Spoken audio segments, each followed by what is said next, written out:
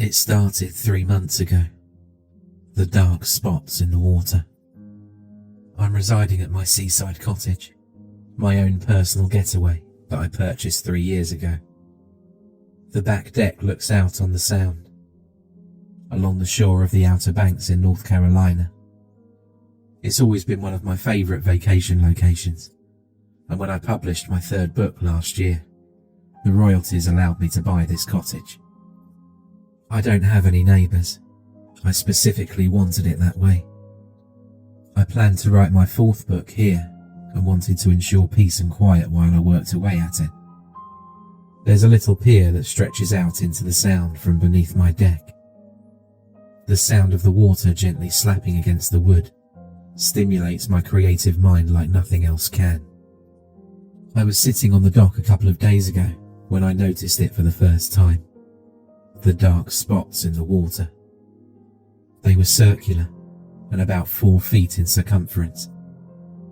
I counted 4 of them, about 20 feet from where I stood at the end of the pier. The sun was setting, strips of blank cloud coloured by scars of brilliant soft orange. The water caught the light and made it sparkle, a twinkling of stars on the gentle surface. Except for the circles of black. Those patches seemed to absorb the light, sucking it down into itself. It was curious, and I speculated that maybe the water was just deeper in those spots. I sipped my glass of water at the end of the pier, the ice clinking against the rim like muffled bells. I didn't know what to make of my discovery. Instead of dwelling on it any longer, I went inside, determined to finish another page of my book before I went to bed. Outside, the water filled with 2 more dark spots. The next day, the sky filled with angry storm clouds, and I sat by the big bay window, clacking away at my keyboard as the rain crashed into the ocean before me. Most people don't like rainy days, but as a writer, I feel they're my most productive. The cosy atmosphere, the steady pitter-patter of the rain, the rolling thunder. All of these things spark my creativity, and the words just come pouring out like the water from the clouds above. I was watching the waves, circling the next scene of my book and thinking, when I spotted the dark circles again. One of them was right at the end of the pier, another 5 spread around it. I idly tapped my finger against my desk, watching them. They'd moved since yesterday. I discarded my theory of depth change, and instead wondered if it was a school of fish. It didn't explain the way they sucked in the light, but I wasn't an expert of the ocean and its many workings. I stood up, allowing myself a brief break from my work, and went to the door. I opened it, the overhang shielding me from the rain, and breathed in the wet air. The air was fresh, smelling of new rain and ocean salt. I breathed it in and then winced, the wind suddenly carrying a new odour. Something foul and sharp, burning my nose with its repulsive aroma. I covered my face with a hand, trying not to gag. It was sharp, like vinegar almost, and I felt my eyes water. I slammed the door closed and retreated back inside. I went to my desk and took my seat, wiping the remains of the smell from my nose. I looked out, onto the water. The dark patches of water had moved closer to my house. That night, I couldn't sleep. I'd awoken only an hour after going to bed, and couldn't will my mind back into sweet slumber. I went to my back deck and stood in the darkness, watching the water, letting the repetitive lapping of the waves slow my mind. It was something I'd done before when I couldn't sleep, my mind still buzzing with ideas and worries. The wind whipped my hair across my face, a warm breeze filled with ocean scents. The moon spilled its white light onto the water and lit the tiny peaks of rolling waves. I listened to them smack against the pier before me and breathed in the atmosphere. And that's when I heard humming. At first I thought it was just the wind, but as I trained my ears, I realised it was coming from the water.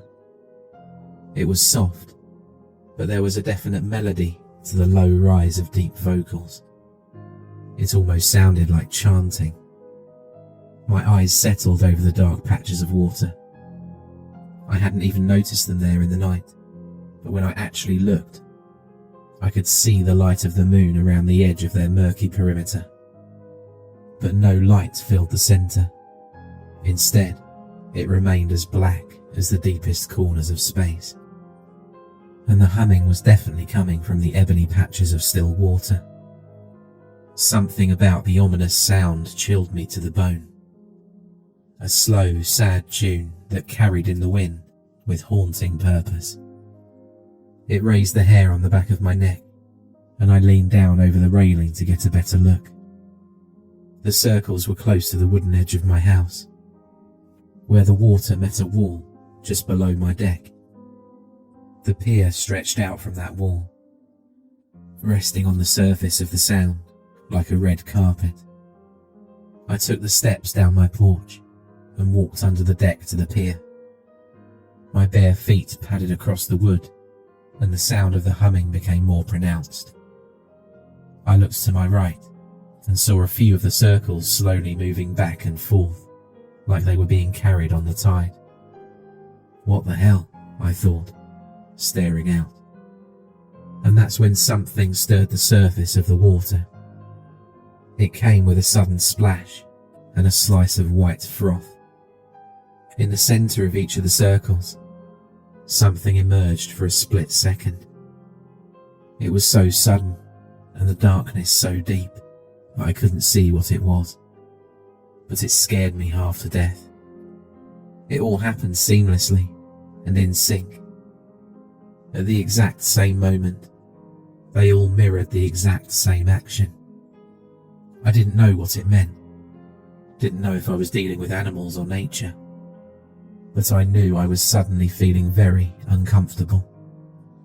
I raced back to the deck, my ears filling with the strange, sad humming.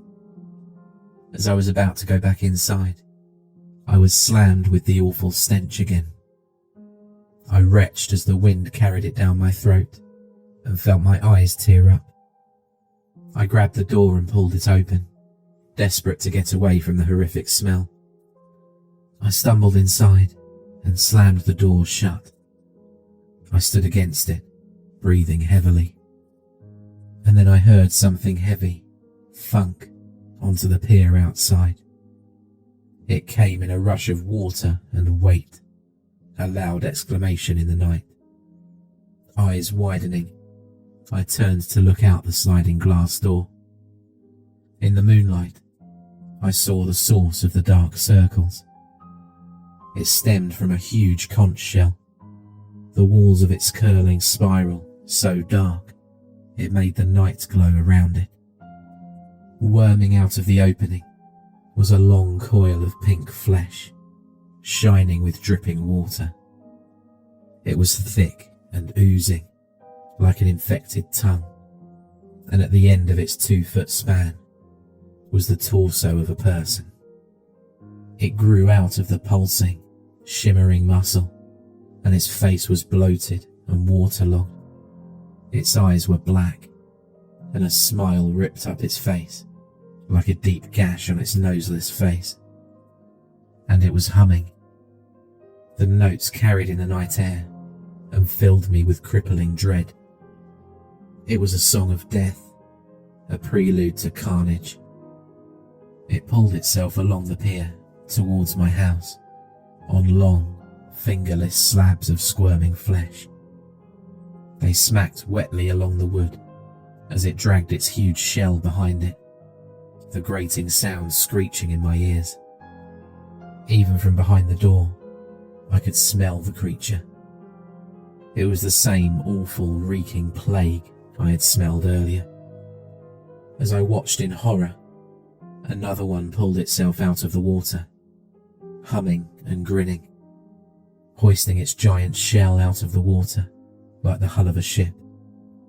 Water spilled over the pier in great waves as it followed the other one. The humming continued, gaining in volume, and I suddenly was overcome with an urge to just stand and listen.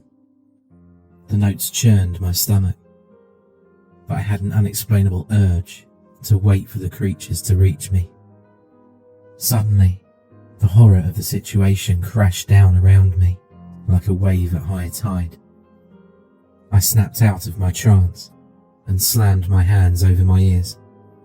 I couldn't let them get to me. I had to get away. If they reached me, I knew I wouldn't be alive come morning. I didn't know what these things were, what they wanted, but terror rose like bile in my throat. I grabbed my car keys as another one pulled itself up the barrier beneath my house. I could hear it flopping onto the strip of sand beneath my deck, and I knew I didn't have long. I practically kicked my front door open and raced to the car. I jammed the key into the lock and twisted, throwing the door open. I heard something crash from inside and realised that the first one had just broken in. The thought of the monster pulling itself through my house sent a bolt of adrenaline coursing through me. I dove into the car and started it, slamming the gears into reverse. I turned on my headlights and my heart thundered in my chest. One of them was in the open doorway, its worm-like arms sliding along its frame. It was grinning at me, a deep hum echoing towards me. For a split second, I almost pulled back into the driveway, but the fresh adrenaline was enough to force reason upon my confused mind. I gunned the engine and raced towards town. To this day, I had no idea what those things were. I told the police and local wildlife rangers about my experience, but they don't believe me. To them, I'm just a new resident, unused to the ways of the ocean. I put the house up for sale and haven't returned to it since. I don't dare. I tried talking to the local fishermen about the dark circles in the water, but they cut me off as soon as I mentioned them. They told me I shouldn't talk about such things, hushing me with a quick wave of their hand. They get a look in their eye that scares me, but also tells me I'm not insane. I don't know what I've witnessed, what those creatures were, or what they wanted. Just thinking about it terrifies me. I know one thing though. I'm never going near the ocean again. Something tells me I'd hear humming. Something tells me those creatures would return to catch the one that got away.